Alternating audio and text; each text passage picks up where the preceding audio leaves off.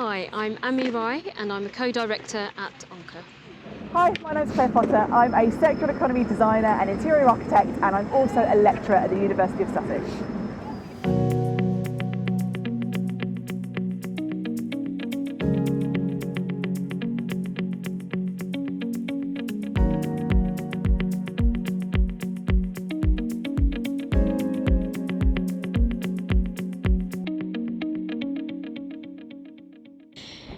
Do you think public art has the power, the ability to act as an effective tool in terms of being environmental outreach? I think the way artists think about the world and communicate about the world in something that is tangible from something that's intangible can really help from a climate perspective, from an environmental perspective, because sometimes we feel really disconnected, and I know generally the public feels very disconnected from stuff that's happening the other side of the world, perhaps. So, deforestation or all of the multitude of things we have with climate change. And I think what art can do is help make that stuff feel real in both a scary way, but also in a solutions way, and to start that conversation suddenly brings home the fact that this is happening. It's not just here. This is the reality of what's happening elsewhere. I mean, I come from an arts background. I wouldn't still be here if I didn't believe in the absolute kind of necessity of the arts to really push political, social, environmental kind of boundaries, issues, and highlight things in a way that other forums can't necessarily do. It brings up so many kind of issues, like who owns the space.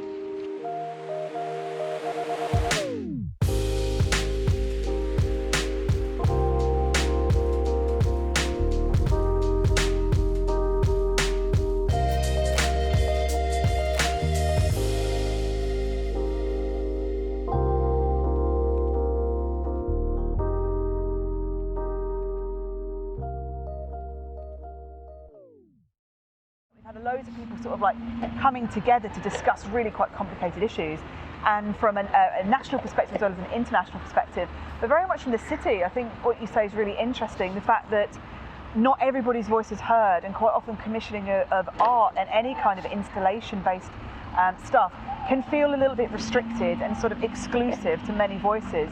And yet, as we know, and you've definitely shown through work at Onca, it's the people that are the most marginalised, that are often the most affected by things like climate across the world, and we know that's happening even in the UK now.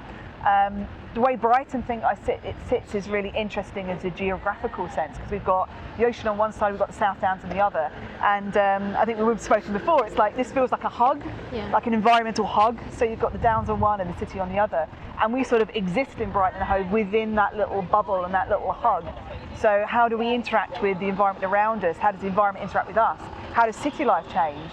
How's the way we interact with those city spaces, and how we can encourage people to maybe make more responsible choices without feeling like they're being bashed over the head with rules and regulations, but something people want to be part of and feel encouraged to be part of is really important. I guess there's something which is also around in ensuring that commissions offer effective time for that recruitment process, the consultation process, the participatory process, which in and of itself can take time and then kind of changes and becomes rich through that process.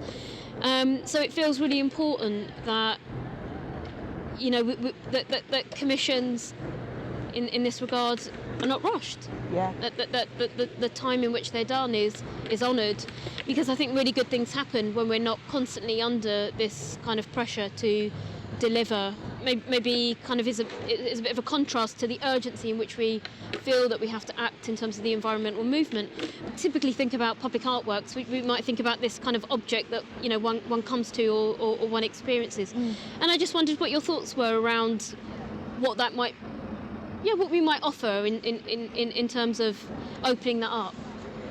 Well, I think the object is sort of like the result of stuff, but it doesn't have to be the end of stuff. And I think what quite often happens is that you get to the end of a brief, and even as I work in design, so you get to the end of a brief, and that's it, and it's done, and it sits in your portfolio or it sits on your website, and that's it. But we know that's not what happens. And my studio also does architectural work, and because of that, nothing's ever finished. Everything changes. You know, the people interact with the space and things have to be amended.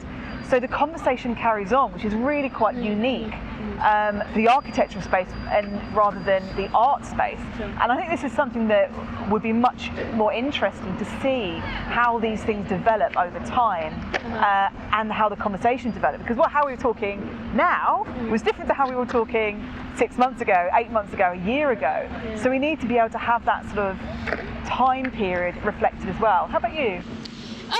I think there's something that kind of comes to my mind, which is around ecological action through kind of public artworks. So my mind kind of moved away from the object, and it moved into, you know, kind of community-run spaces, community gardens, habitats to ensure that we are, you know, taking care of the biodiversity in the city. Yeah, I think that we should start looking at what we have. What do we have available? What is maybe a resource that we can bring in to create value from it? So as well as material value, sort of like the social value of materials, and thinking differently. It doesn't have to be, like you say, the same old. Just because you did it doesn't mean to say you have to do it that way again. So really developing materials and allowing us to think differently would be great. Even if we were to draw like a little circle, like the bubble, and say, okay, we should be creating art that comes from the people, the places, the locality, the waste streams, what we have here. That would be really interesting. It would talk a lot about the city.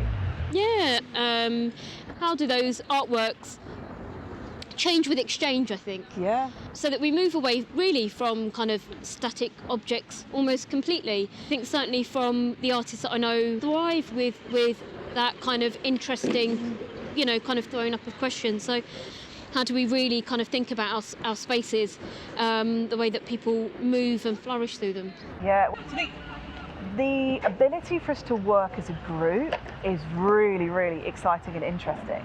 Like we're saying with protests and how behaviour changes, it takes a collective response to things. We know that climate, we know that the way that we need to be living will take a collective response. So I think the sort of crowdsourcing of information, of developing art through a multitude of different people and working with different communities is really important. And I think art that doesn't do that, like you said earlier on, it will never have that connectivity to the people that it's going to be placed for people to enjoy. From a you know, kind of a local perspective, it will be fantastic to kind of see that. Yeah. Yeah.